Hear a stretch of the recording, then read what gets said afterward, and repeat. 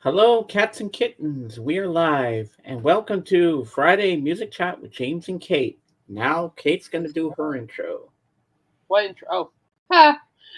Like what intro? I'm looking at stuff. Ha! Hello everybody. It's what October 18th. Not weird. That's weird. But yeah, October 18th. It's almost Halloween. We're like what 2 weeks away from Halloween, which is crazy. Yeah, How crazy is that? Because before you know it, it's gonna be Christmas. I know, right? I'm excited. But anyway, I'm Cait. You know James. So James, Hello, before we everybody. start, we're gonna hold a moment of silence for Liam Payne, the former One Direction member who died tragically, like yesterday, I think. Yeah, I think it was the day before. or a day before one of the two, but it's brand new. Although I wasn't a big One Direction fan, they did have some good songs, and Liam was a good singer, and I thought it'd be a proper way to pay my Hey, Mike. hi Mike to pay my respect. Mason. Hi Mason to pay my respects. It's a sad story. When I heard they fell from like the third balcony at the hotel, I'm going, what? Like that is crazy. And then there's some more stories emerging, and it's sad. But I'll Mm-hmm. also remember Liam for being a good singer. So we're gonna go ahead and have a moment of silence for Liam Payne, formerly from One Direction, just to pay our respects during this time. All right, I'm ready. All right, let's go.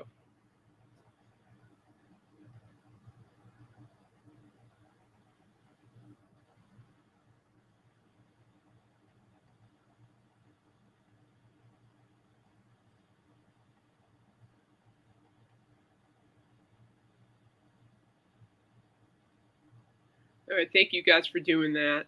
I know a lot of One Direction fans are heartbroken. If I was a diehard One Direction fan, I would be heartbroken. But I was sad when I heard the news. Um, and I don't know. It's been a bad year for deaths, though. It has been, huh, James? Oh, yeah. It's been People a are bad dropping year like for flies a deaths. lot. I know. I'm like, it's been a bad year, bad year. But Mm-hmm. regardless, Hey, Bob. hi Bob. To all the One Direction fans, play their music loud and proud. Because Yep. that's how you keep Liam's legacy alive is through that music. Play it loud and play proud. All right, so we're gonna go ahead and I'm gonna hand off to James and he'll go ahead and do his review. Hello. Well, before I do anything, I gotta see what Mason has to say. I do own his one solo album on CD. Had it since it came out back in 2019. Got some decent stuff on it. Well, that's cool, Yeah, Mason. you know what, Mason? Yeah, Liam was a decent artist on his own too. I agree with you on that. So I'm glad he has something of his.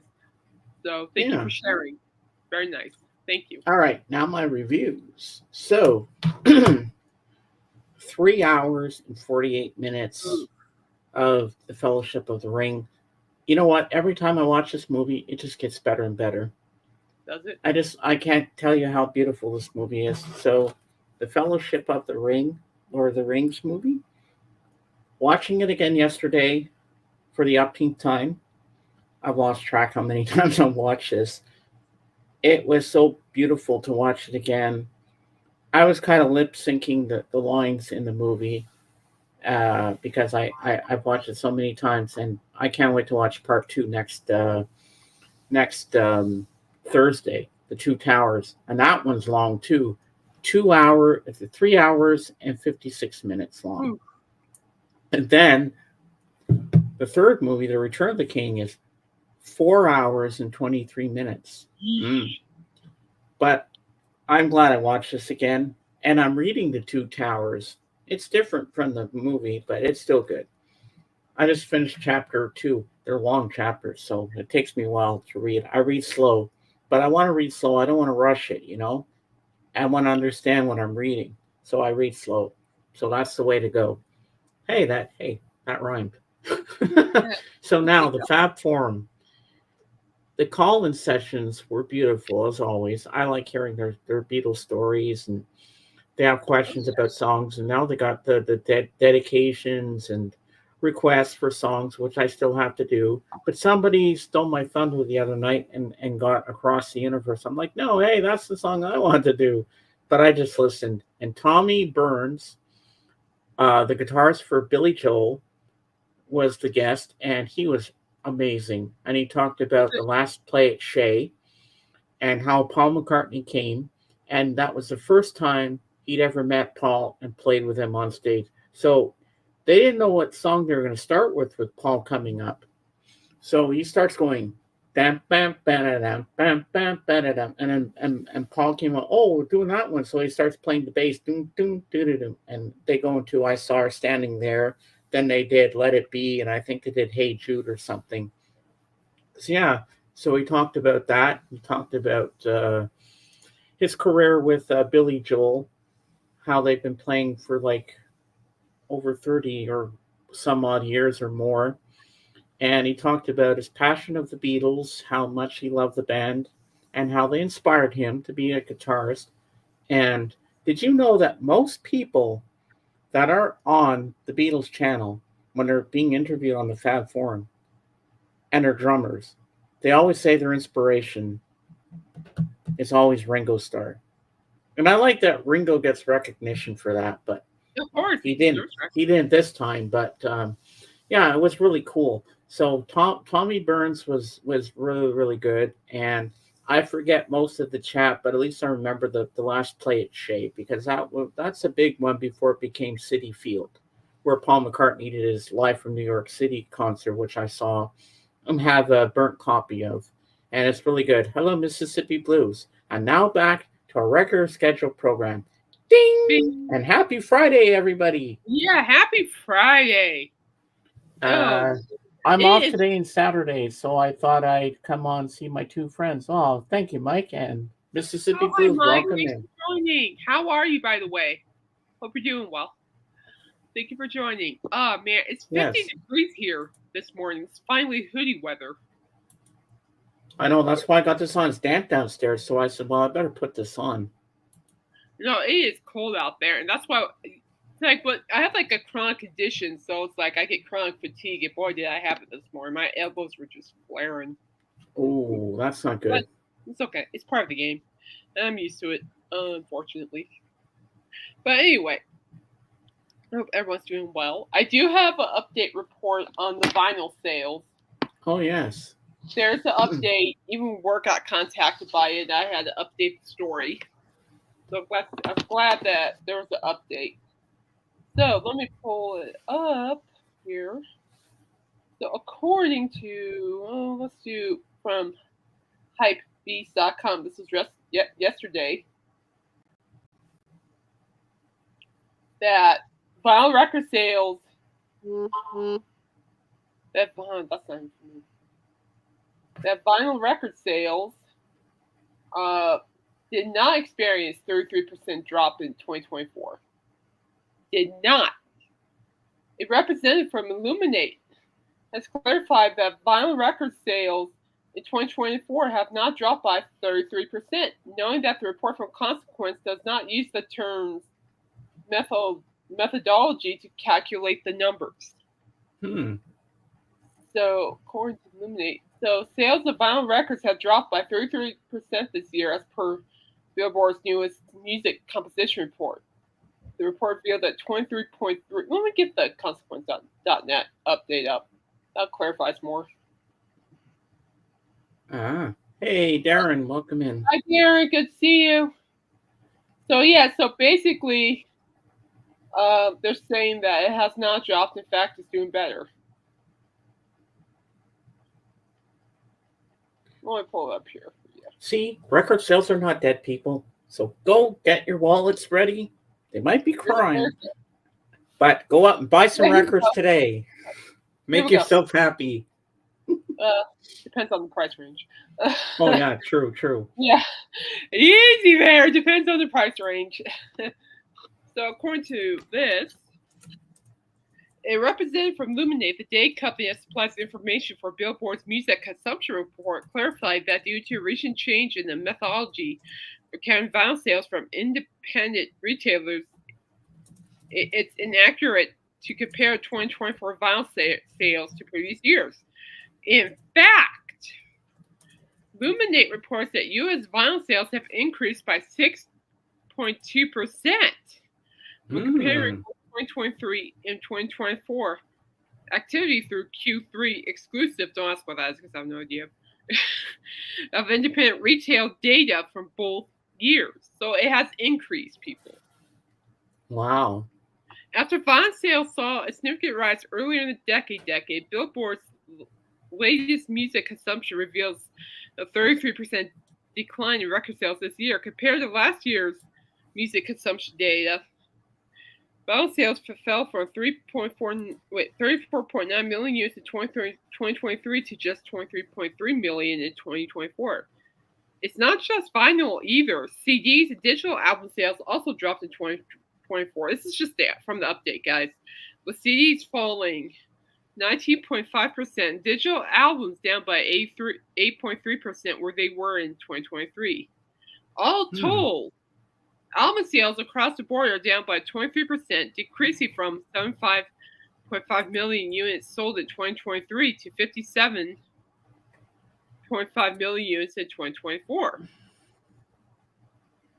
This is all the updates, so I'm just giving you guys the new stuff here. Wow. Thank you, Bob. What did Bob say? No, Bob says, hey, folks, don't forget to smash that like button. Thank you, Bob. Yes, sir. There have been, let's see here. There have been some notable increases from last year. Vinyl still outpaces CDs, so the revival of collecting and spinning records hasn't died out completely. Meanwhile, audio on demand streams increased by 7% for 2023. Catalog releases, albums or songs that were released over 18 months ago, were streamed more than current ones this year.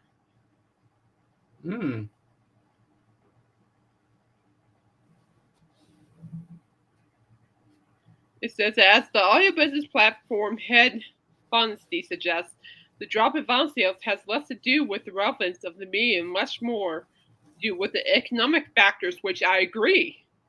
Inflation, higher interest rates, and the increased cost of living have made purchasing multiple $40 plus vinyl records along with box sets.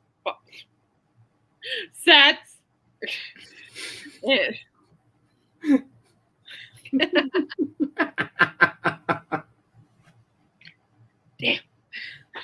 And range price between 50 and 200, less affordable for many music bands in 2024. It's the same reason why many music festivals have struggled to move tickets this summer. It's not that few people want to attend, but fewer can afford the tickets. So basically what they're saying is that everything that was poor before was wrong. Meanwhile, vinyl has never been really cheap to produce. Pressing the records themselves cost a significant amount of energy. And the pandemic demand surge led to product bottlenecks. Production costs have further increased due to inflation.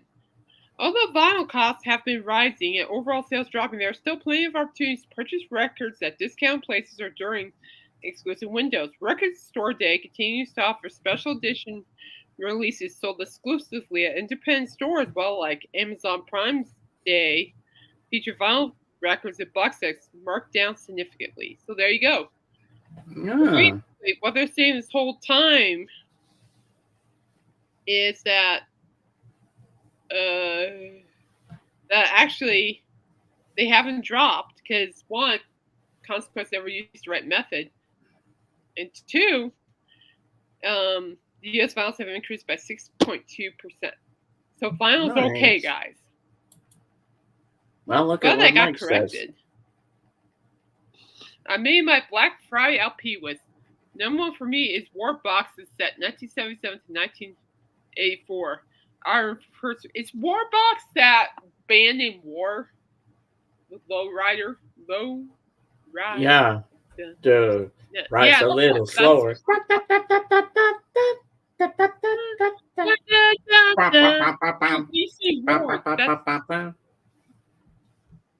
Yeah, that song, they use that at the intro for Cheech and Chong's Up in Smoke movie. Somebody's nerding out over there. Yeah. Yeah, is that what you're referring to, Matt? Because that's cool. But yeah, I think it's great, but I think the prices could change a little bit. Mm. To be honest with you, but the way inflation and, like I said, cost of living and food, I think that's gonna be. I don't see that happening. But there you go, guys. That's the update. I saw something that popped on my feed here. Let me look it up. There's a Doors Ooh. box set. It just popped up on the feed here. Yeah, I just saw it too. Doors box set. The Doors? What? Wait, whoa. Okay, you got my attention. Oh, really? Your mind's intrigued, huh? I'm excited. You know I love the Doors. Who doesn't? The Doors celebrate 60 years with comprehensive back set, new live pressing, and complete anthology book. Oh. This is the Doors' 60th anniversary, people. Wow. Well, I'll read it to you, James. So it says here, from the late 60s to the start of the 70s, the Doors emerged as the figureheads for a bold new guard in rock, sharing a string of unprecedented albums that forever altered the face of popular music. Featuring the magnetic Jim Morrison, keyboards Ray Mazurek, guitarist Robbie Krieger, and drummer John Densmore, the Los Angeles Quartet pulled their talents and marked their unique perspective with a heady brew, rock, blues, and psychedelia. After their final album, LA Woman, and Morrison's sudden death in 1971, their ride came to an end, but not before solidifying their status as one of the greatest rock bands of their era, leaving an enduring influence on generations of artists to come. All right, hold your horses, James. Here we go. Oh. Oh, in honor of the immortal legacy of the Doors and the 60th anniversary of the band's formation, Rhino Records, the catalog division of Warner Music Group, will release a range of commemorative materials to salute the legendary group and rejoin its still vital fan community. The centerpiece in this enterprise is The Doors, 1967 through 1971, a 6 LP box set compiling the entirety of the band's studio discography. Set to release on November 22nd, the collection includes all 6 original albums from the self-titled debut to LA Woman, cut from the original analog master tapes by Kevin Gray at Coherent Audio for a high-fidelity remaster. The recordings are housed in a sleek green snakeskin box with heavy gatefold jackets and rare photographs and liner notes from the Doors archivist David. Only 3,000 copies of the set will be available. Only 3,000 people.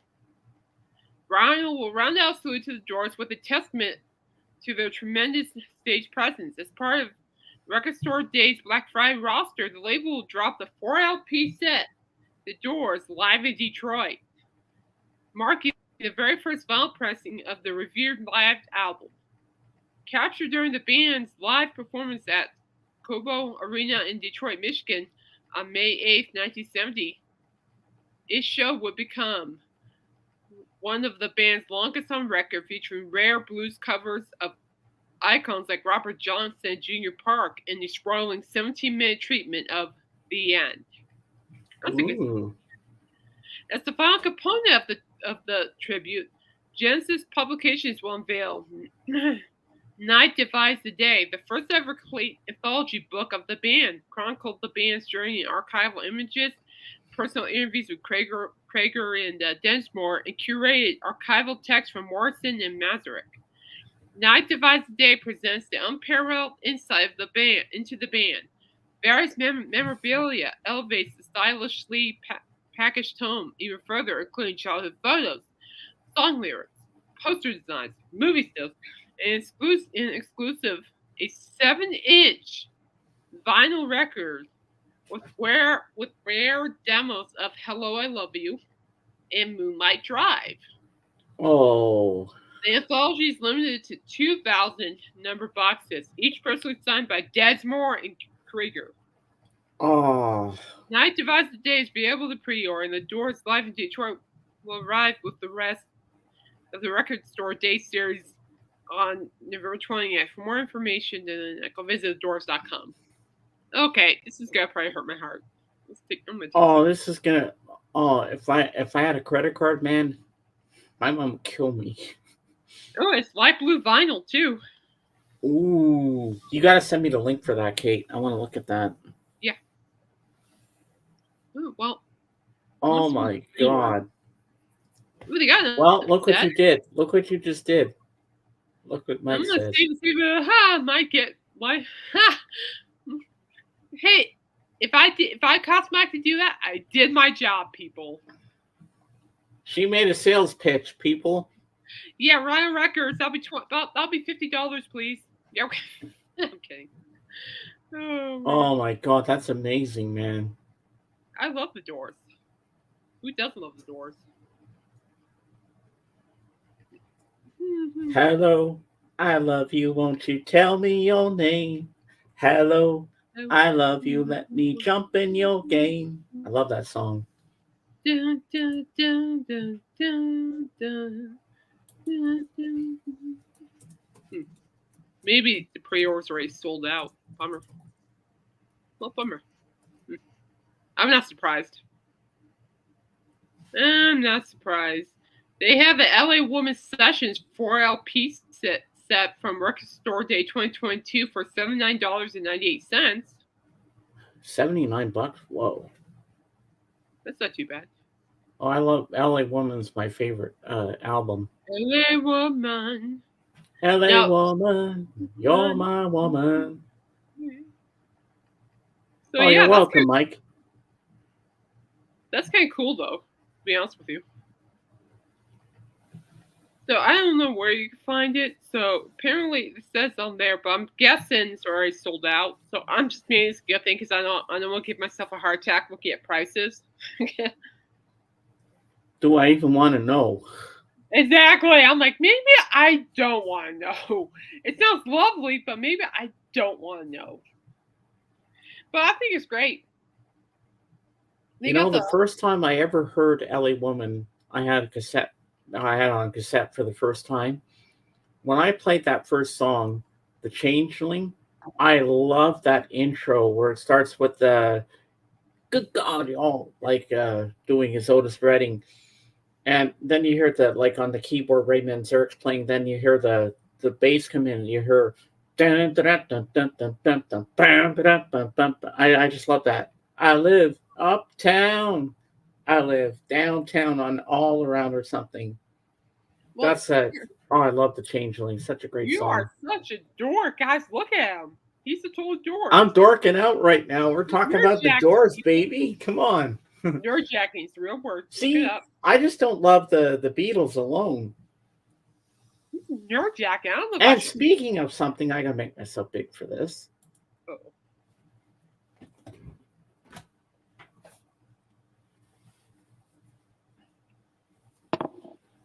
Oh, don't flash us. Oh my gosh. See? Ah! I'm wearing the Doors underneath. Oh. But you can't really see because I have the sweater on. Yeah. Because it's damp down here. Yeah. There we go. Yeah. See, I got my Doors t-shirt on too. For me, I thought you were going to flash us and be like, oh no. I'm prepared. See, I wore my Doors t-shirt. So apparently what's sold out right now is the Golden Album Red Vinyl. Ooh. It's only limited to 5,000 copies. An authentic recreation of the 1968 Japanese completion, now available for the first time worldwide. Oh, you're right, Mason. Right. Red vinyl includes a six-track 7-inch. So, yeah. Well, I mean, the songline is pretty good because you got "Hello, I Love You," "Strange Days," "The Unknown Soldier," "Love Me 2 Times." Dun, dun, dun, dun, I'm gone away. Backdoor Man, The End, Light My Fire, People Are Strange. No kidding. Break On Through to the Other Side. Dun, dun, dun, dun, dun, dun. That's one of my favorite songs by him. Love Streak, The Crystal Ship, When the Music's Over, Hello, I love you. Won't you tell me your name? Strange Days, The Unknown Soldier, Light My Fire, People Are Strange, and that's the Golden Album. The stuff that I mentioned was the LP track. Well, that's already sold out. So, well, She cool. lives on Love Street, lingers long on Love Street. She has a house and garden. I would like to see what happens. That's a great song. Yeah, the Doors are just nostalgic, in my opinion. And you know what they break on through to the other side? It's very hard to find the actual LP of that where it's unedited because you know the part where it goes she gets and it goes doom da doom doom she gets well uh what they're editing out says she gets high. She gets high. She gets high. She gets high. And then in the live version you go hi hi hi my baby gets high.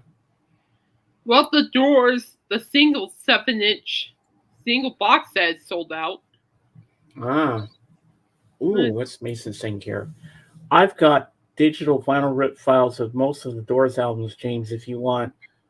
I can send them to you so you can play them on headphones on your PC. I have the CDs that Wasega George sent me, all the albums. Very nice of you. Yeah. Very nice. Oh boy, let's see. So we got LA Woman, yeah, that's sold out. LA Woman. They actually have Morrison Hotel on regular vinyl, but that's sold out. Oh, I love the song Peace Frog on that album. Yeah, it's sold out, but the Morrison Hotel 50th Anniversary box set, 1 LP, 2 CD, is $54.98. That's not too bad. No, that's fair. Then you got Strange Day vinyl. Roadhouse Blues is on Morrison Hotel. Yep. Waiting for the Sun vinyl. The Doors 50th Anniversary reissue, 3 CD and 1 LP. $64.98. That's not bad. Oh, Waiting for the Sun has a great guitar in it. Dun, dun, dun, dun, dun, dun. What was it? Dun, dun, dun, dun, dun, dun, dun. Come on. It's Baby Light My Fire.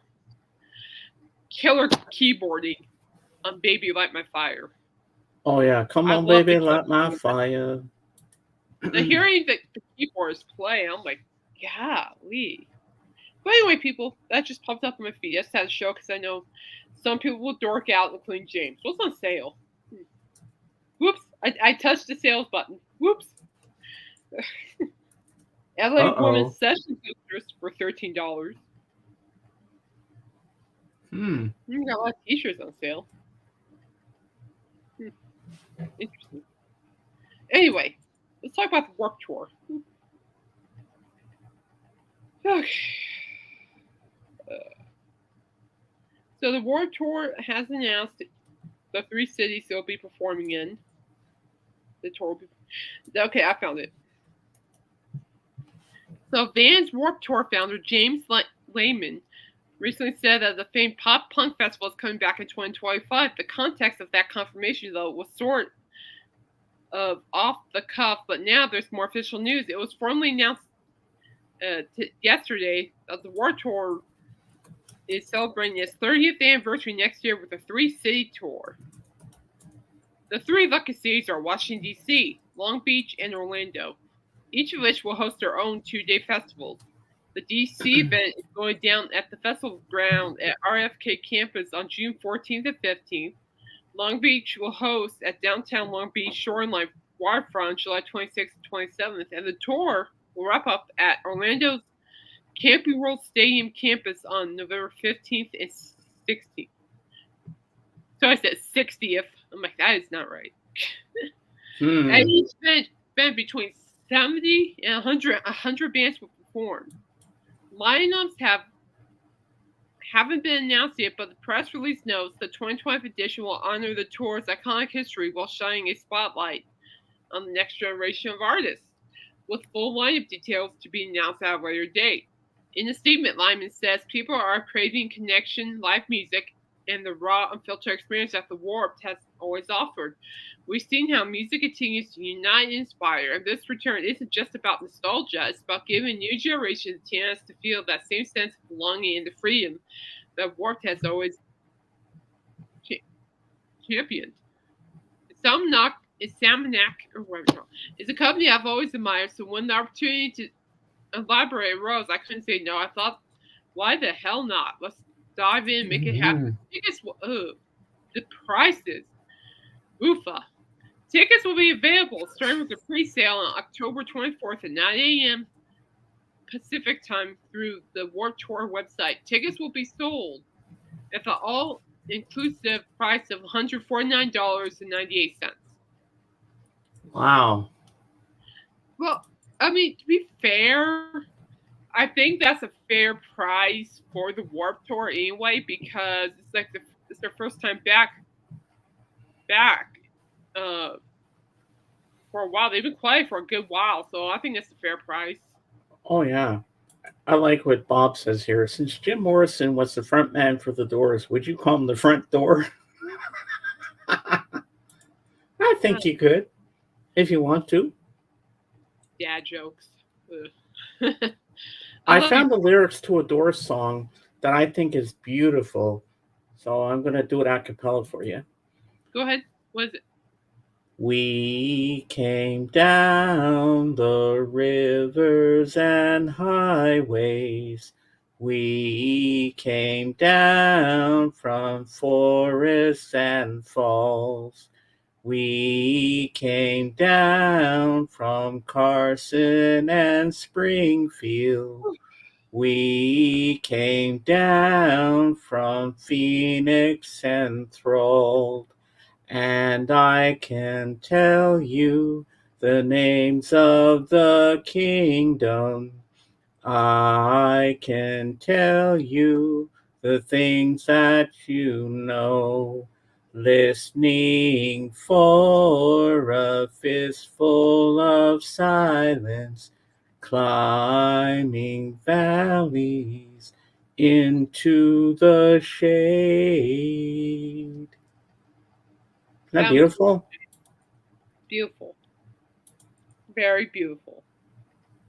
I'm just looking up something here. Just give me a second. Don't worry, Bob. It was funny. I liked it. Don't worry, Bob. It's okay. I know you had good intentions. I'm not mad at all. You're perfectly fine. That's from the. That's from his live album, "The Celebration of the Lizard."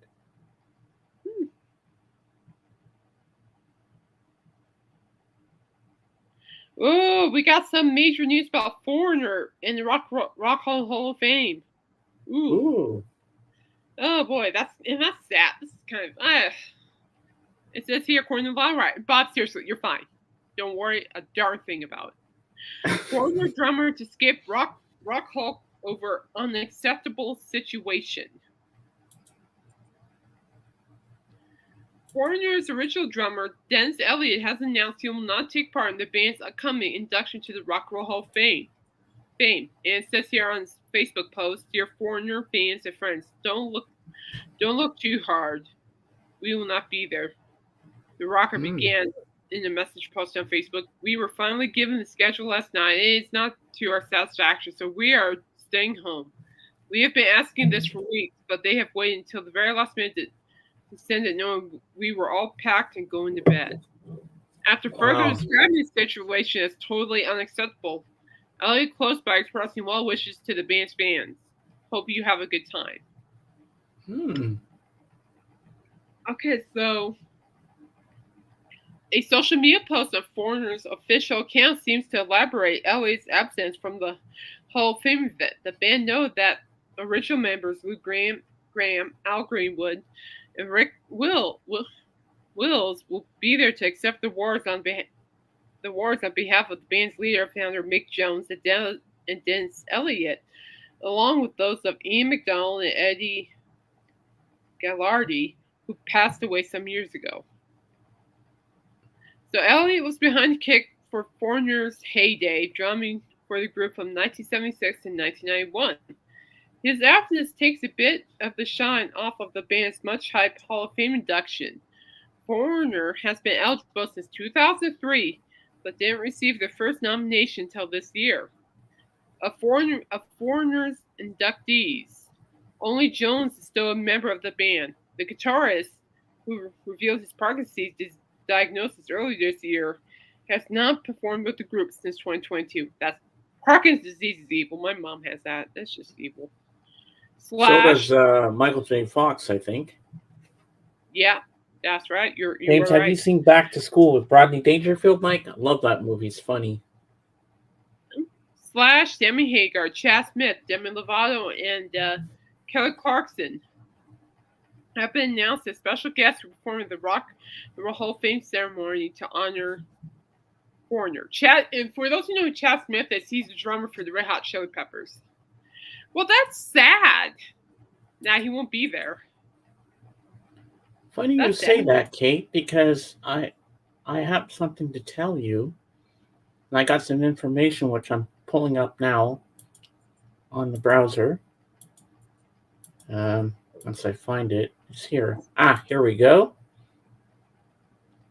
You're not going to believe this, but tomorrow night at 8 o'clock p.m., which will be, I think, 9 here, there's going to be rock on Disney Plus. You have Disney Plus? Yes, I do. Well, you're going to be excited for this. Rock and Roll Hall of Fame Induction 2024. Inductees Cher, Kool and the Gang, Mary J. Blige, Dave Matthews Band, and more perform. This is a live stream event that is unfiltered. It is intended only for mature audiences. When does it start? Tomorrow night. Oh, I got something going on tomorrow night. True story, I do.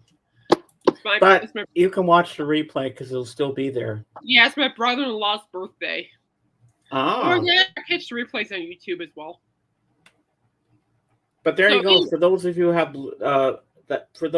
who have Disney Plus, you can watch the Rock and Roll Hall of Fame. Yeah, so like you tag on watch it for me because my brother-in-law's birthday is tomorrow night. So no can do. Bob, maybe she'll sing Gypsy Tramps and Thieves. Here's an interesting article. Thank you, James. 30 hard rock plus metal acts reserved to be in the Rock and Roll Hall of Fame.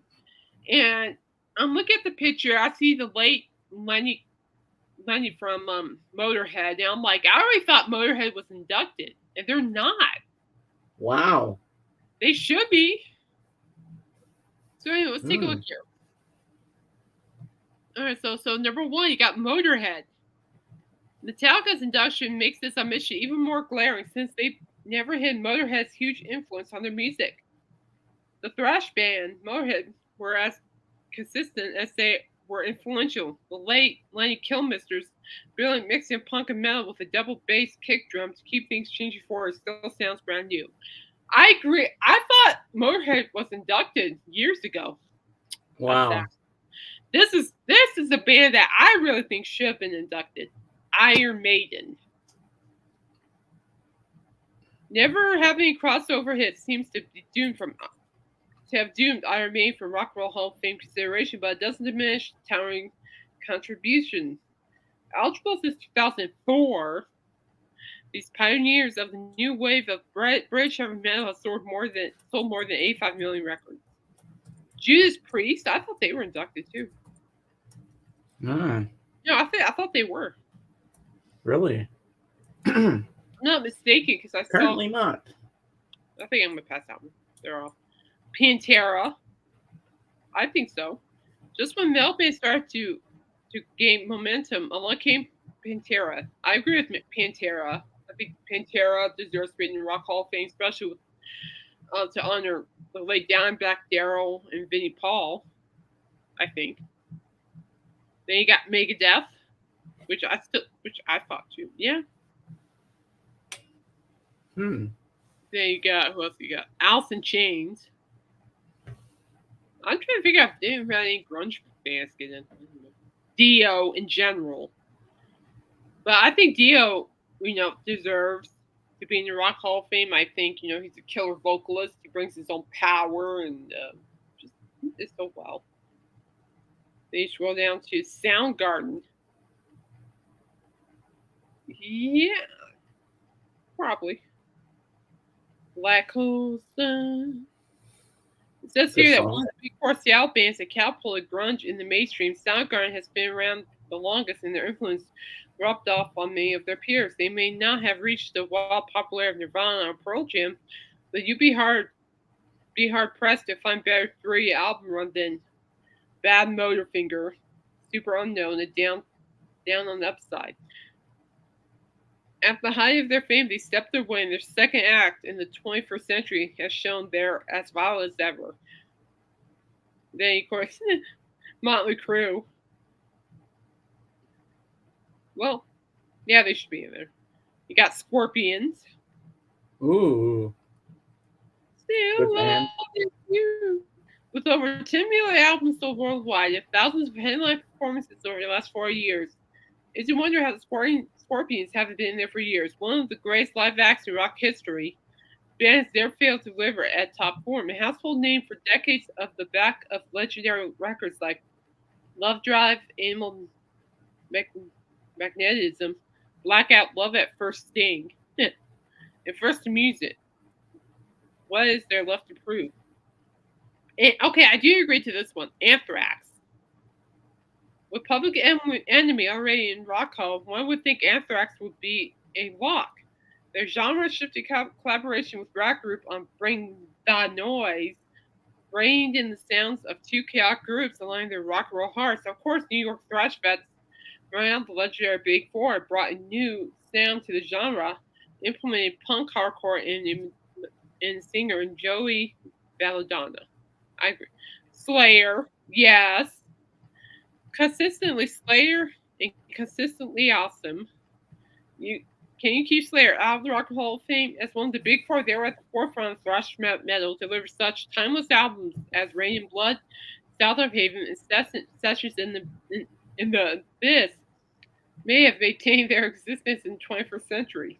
But they've long been one of metal's best live acts, with many fans marveling their precision. Smashing Pumpkins. Okay, yeah.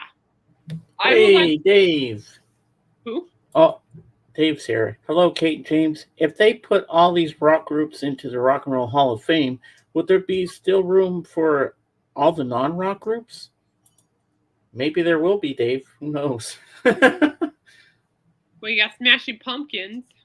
Mm. You know, I agree to that. Faith No More. Maybe Sammy Hagar needs to be in there. Nice. Yeah, I do like Sammy Hagar. Your love is driving me crazy. Give to love. Give to life. I'll fall in love again. Debatable. I Can't Drive 55 and Eagles Fly are classic rock staples too. You got the Melvins. You know, anything's possible, Dave. Ministry. Heck yeah. Ministry should be up there. Then you got Joe Satriani. I thought he was already inducted. Korn. Dead Kennedys. Jane's Addiction. That's debatable right now, I think. Ah. And Lizzie, because of that fight. Jethro Tull. Bad Brains. I have no idea who that is. King Crimson. I thought King Crimson was inducted too. Then you got Ted Nugent. The Pixies. Uriah Heep. Thank you. Uriah Heep. Thank you. You're welcome. Bad Company, which, yes. So, yeah, I don't know. I think Judas Priest, I think, already got inducted. But Iron Maiden needs to be in there. Smashing Pumpkins, I'd like to see go in there. Soundgarden will be good. Depending how they'll do, I like to see Oasis go. Depending how well they do live. If it doesn't turn to a pay-per-view event of the season. Bloodbath. Yeah. Yeah, I know. Yeah, you know, it's like so let's take a look at this one. So yeah, because that's like that's what everybody's watching now will be a bloodbath. Well, I'd be writing a story and posting videos of bloodbath fight. And boy and gentlemen, Behave. It's not going to kill you. Oh, here, Dave has something for you. Bad Brains were one of the pioneers of punk rock. You know what's funny, Dave? I don't think I ever heard of him. I need to look him up. Oh. So, what? And then Bob has something. I've never heard of this before. Have you? There's also a Musicians Hall of Fame for non-rockers. Yes, there is. I actually have heard about that, Bob.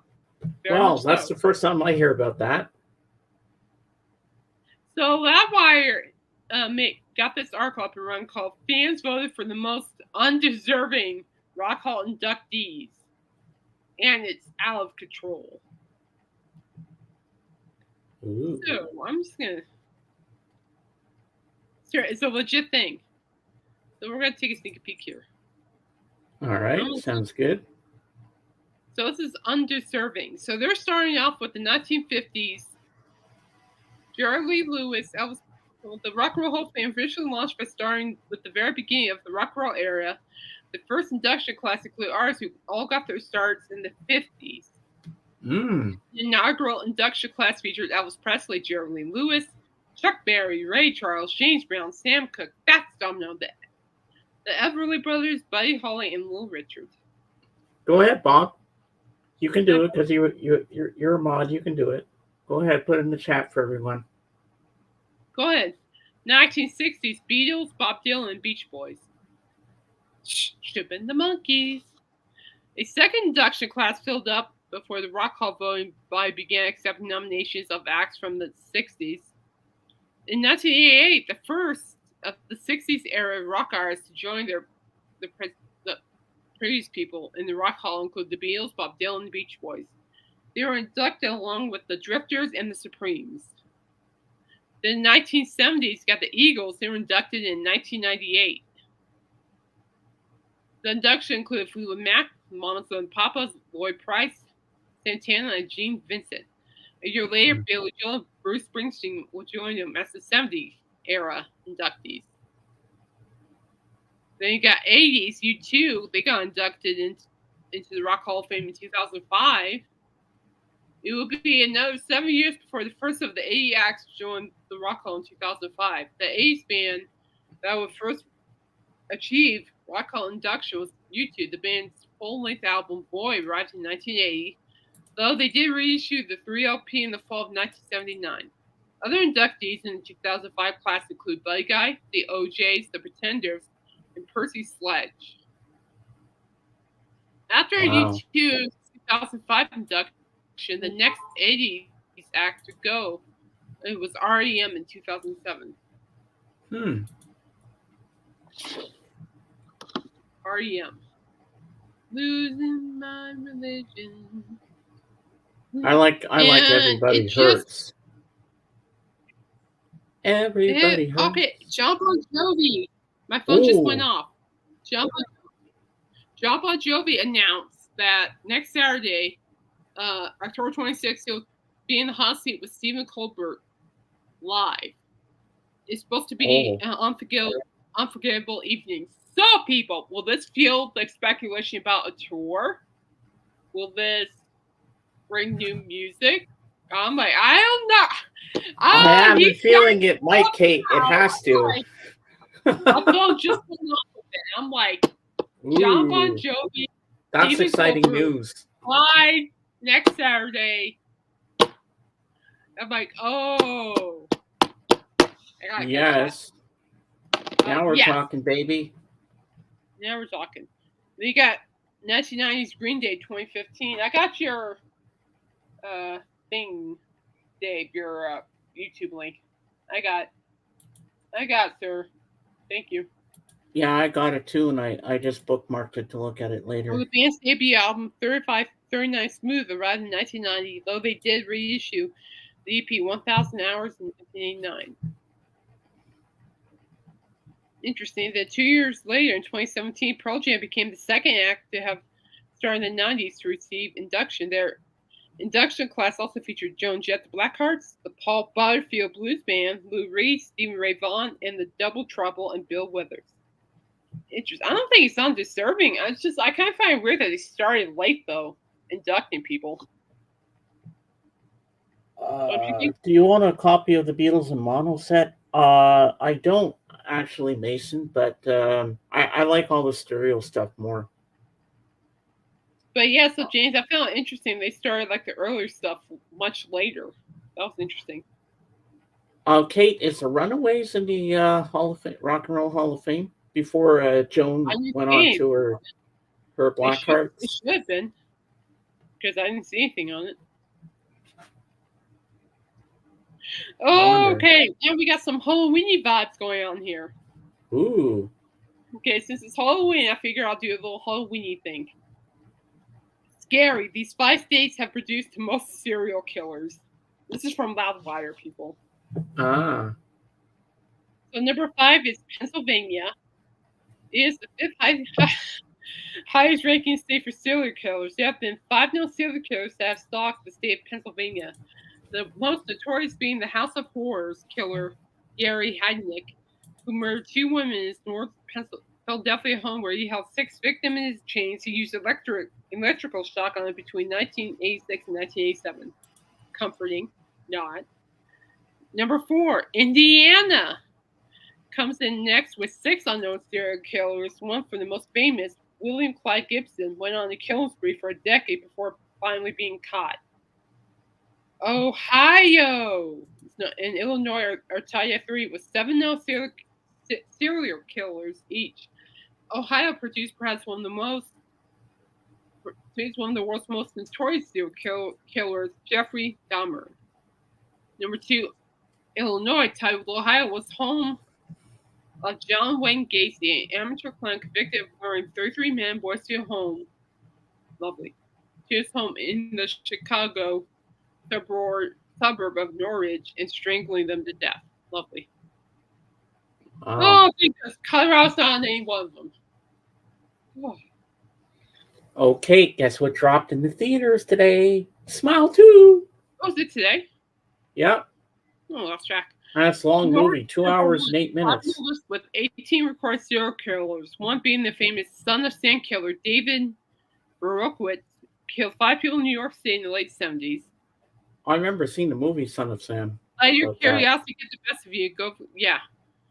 So, yeah, that's great. So, now, serial killers. Okay, so here's a good one. The band's 10 famous serial killers loved. So let's take a look at that real quick here. So you got Peter Sutcliffe, the Yorkshire Ripper. So he liked, I guess he was, let's see, he was found guilty. So you got a distant relation of Jack the Ripper? I don't know. Now, the Ripper listened to Mozart and the Rhythmics. Interesting. He loved Mozart's Requiem and the Rhythmics. I Can't Stand It. Reggae / folk hair. Joan Baez's album, Feminine Touch. Then you go down to Jeffrey Dahmer, the Milwaukee Cannibal and Milwaukee Monster. That's actually a song. Ooh. Creepy. Then you got Dahmer listened to a lot of Black Sabbath.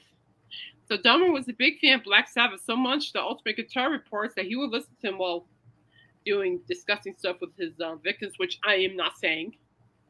Some of his favorite songs were Paranoid, The Wizard, and Iron Man. How creepy is that? Wow. Creepy. Oh, Jack the Ripper is great as where you are, Bob. Huh. John Wayne Gacy. Let's see. REO Speedwagon. REO Speedwagon? Really? Oh, yeah. Before his execution, Gacy admitted that REO Speedwagon was his favorite band. Local media also reports that he liked Neil Diamond and Bob Dylan. Interesting. Yeah. Wow. Who'd have thunk it? Taker, what did he like? He liked Iron Butterfly and the Bee Gees. While in prison, Bit Taker gave an interview and said he had only one cassette tape. That of Iron Butterfly's 18-1 classic, In Gata da Vida. In Gata da Vida. Dun, Dun, Someone dun, said dun, dun, he liked dun, Jane dun. and Mariah Carey. He liked Mariah Carey. So you got Richard Ramirez, Night Stalker, and he listened to AC/DC, and he loved AC/DC and Judas Priest. Wow. Nice. Hey, Oregon.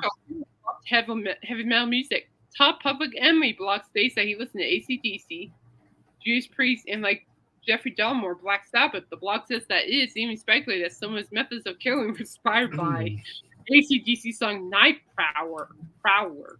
Although it's just a theory. Creepy. Good song. Yeah. Charles Manson. What did he listen to? The Beatles and the Beach Boys.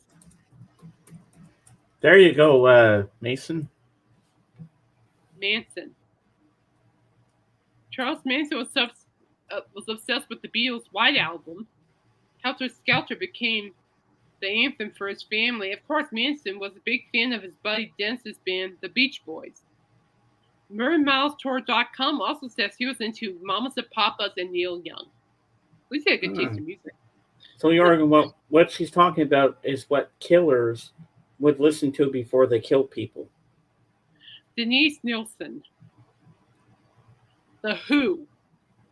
Prior to strangling his victims, the killer will pump himself up by listening to The Who's Tommy.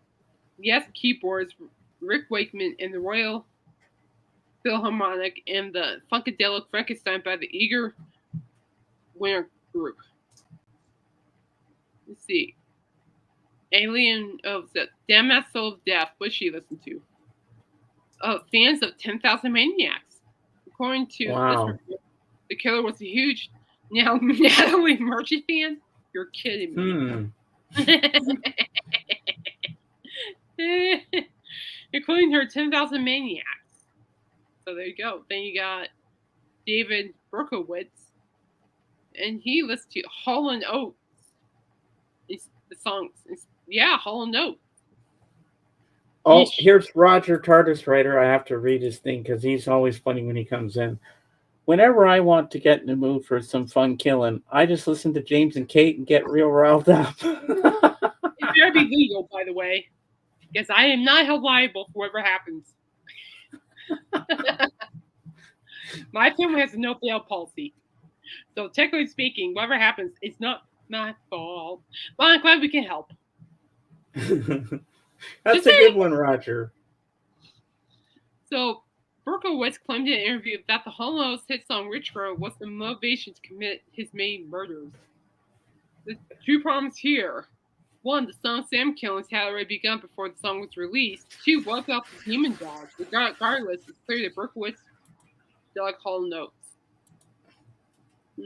Interesting.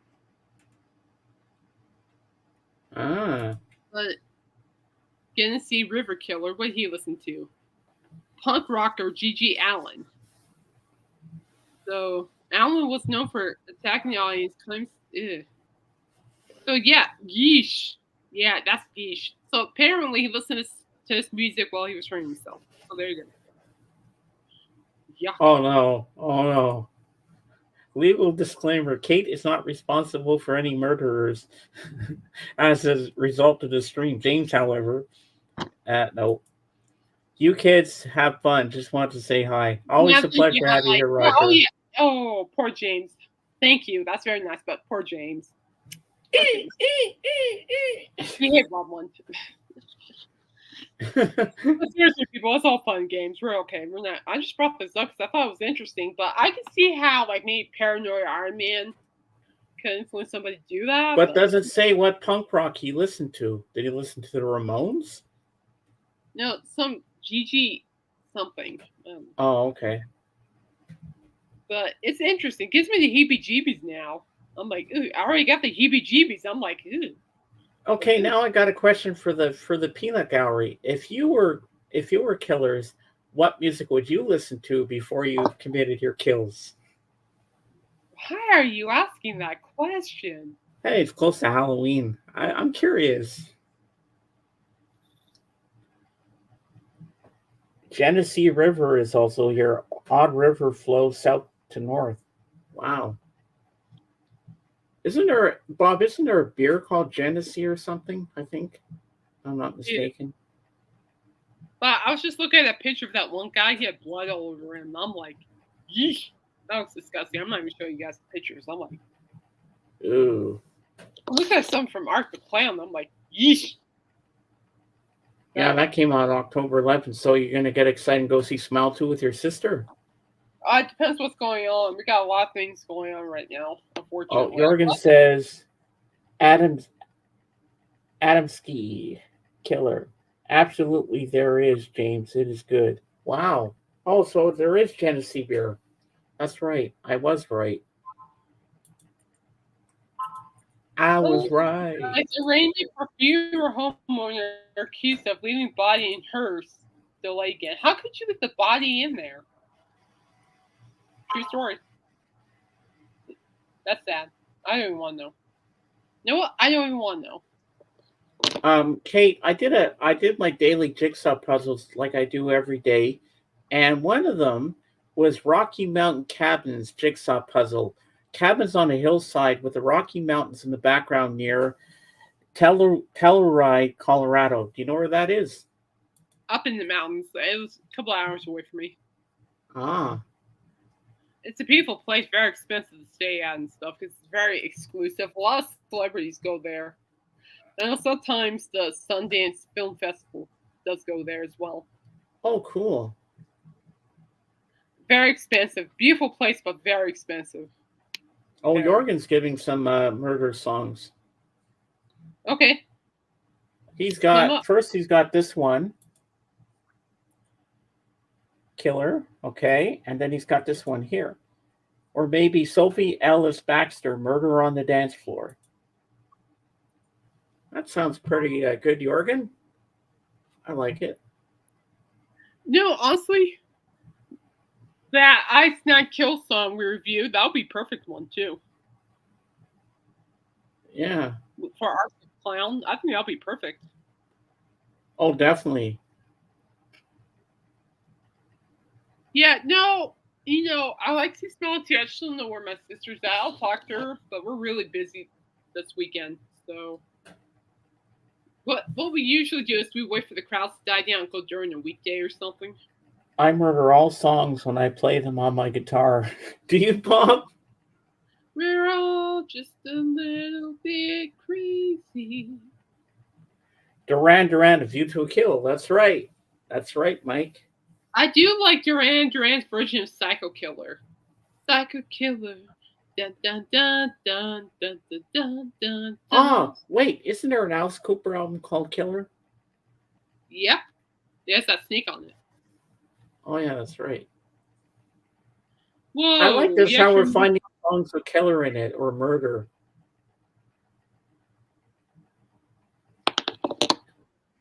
So, ladies and gentlemen, I'm going to tell you a little something. I have an announcement.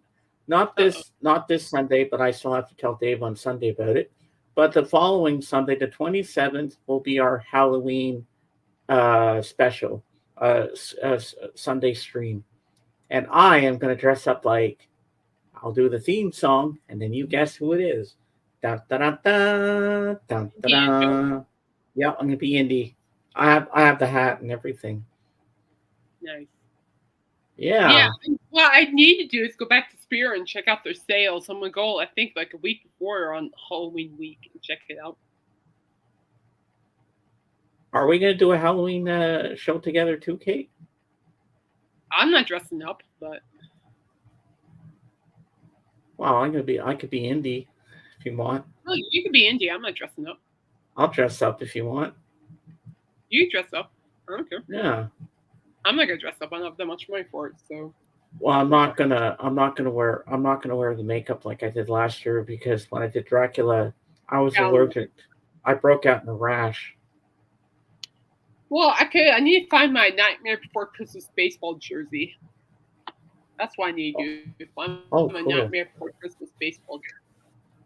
Yeah, I got as a gift from my parents at Walt Disney World. I wear it every year. I'm gonna wear a white dress shirt. Maybe I'll wear that. My leather jacket, my black leather jacket, and the hat, and there you go. I'm Indy. Well, I'll tell you what. I'll wear my I'll wear my baseball jersey along with the Colorado Rockies hat. Okay, sounds good. That'll work. I'll dress up I like just myself. Good one, Mike. Yeah. Hey, being yourself's a great costume. I'm okay with that too. Oh, yeah. That is scary enough in my case. And you know what? But Bob's got the whole house to himself all weekend. His wife is gone. Uh-oh. So you know what? Wild party at Bob's house. Everybody at Bob's house. Everybody, we're coming to your house tonight. So don't be surprised if you see taxis coming into your driveway and stuff. Zara, hello. Hi, Zara. Good to see you, dear. How you doing? How you doing, bestie? How you doing? Hope you're good. How are we doing? Yeah, no. Zara, we're all going to Bob's house. We're all going for a big party at his house. I seriously want to buy those Metallica tickets. I just don't know the lineup to the Stampede yet. I can't do anything till I know the lineup. Bob, don't worry. We'll bring a maid with us, so she'll clean for us. Oh, we'll bring Zara with us. Yeah, Zara will come. Good to see you too, besties. I'm doing good. I'm doing okay. Oh, snap. Speaking of Halloween, on Fortnite, they added chainsaws. They have chainsaws? Yeah. It's great. Oh, Bob thinking, me and my big mouth. Yes. Yeah. Well, he told me earlier on Facebook today, Jorgen, so I said, hey, we can have a party. Why not? Yeah, Bob, you need to be careful who you're talking to here. Oh my God, that's too funny. I know. I hope everybody has something. I hope all your furniture's nailed down because something's going to get broken at a party. It always happens. I hear vinyl because I hear James steals vinyl. Of course you can, Zara. Cait, you're not stealing my vinyl. It's staying right here where it belongs. Oh, come on. You have your own vinyl. This is mine. You have something I want. It's my precious. My precious. See? It's like the One Ring. My precious. Let's the Alice Cooper. Let's the Alice Cooper LPs on one. Those are my precious. George gave me those ones too. Yes, Zara, you can join the party. You can come with us. Of course, King Gollum forever. Oh, you know who Gollum is? Yes. Zara's doing really well with the video game. She's playing the Hobbit game. Zara, if you play Fortnite, let me know. I'll join you. We could totally diminish people on that game. And Zara, if you want, I'll give Cait your Instagram. On her Instagram, then she can follow you. Then, if you guys want to play Fortnite together, you can. I'm pretty good. I play zero build, so I don't build, but I love trolling people with the cars. It's mean, but it's fun. My idea of a party at my age is staying up past 10 p.m. Go nuts, Bob, and stay up till like 3 a.m. Don't do that to him. I like to tease him. Wasn't Gollum Beatles' unofficial first manager? I don't think so, Jorgen. Oh, Lord. I was thinking their killing song would be He's Back, the Man Behind the Mask. Baby. That would be a good one, too. I could see that. But yeah, they added chainsaws in Fortnite, so if you jump, the chainsaws will drag you around. Oh, wow. It's pretty cool. I just haven't been having bad luck finding some. There, Cait, I just sent you the link for Cait's Instagram. Yes, I'll reach out. If you want to play some Fortnite, let me know. I'll give you my PS4 handle. I'll be more than happy. Gollum is angry at Bilbo. Yes, he is. All right, folks. Well, I need to get going. I got things to do today. Even though it's my day off, I still have things to do. So. And I gotta go to the washroom too. And go check on Joey, my baby. See how my boy's doing. Your baby. Go ahead and do your outro. All right, I'll do my first intro, then you do yours, and then I do my regular street channel outro. Okay. And in the end, the love you take is equal to the love you make. Yeehaw! Yeah, and guys, stay safe out there, okay? Blessed, happy. Be glad you're still here. We're all here for a reason. What reason is that? I don't know. Here we go. Joey's good, Zara. Joey's good. Yeah, so Zara, reach out to me. We'll make something work. If you want to play Fortnite, we'll make it work. Thank you, Bob. And Bob, take care of yourself. Don't have too much fun. And everybody else, thank you for joining. And Mike, save that money for that box set. If you do get it, you're showing it. I want to see it. Oh, yes. You will be. And I'll see you all on my Sunday stream. You coming, Cait, on Sunday? I should be there. Sounds good. All right. So, as I say in my channel, Beatles forever. See you on the next one. Bye for now. Bye, people. Bye. Do. Are we out?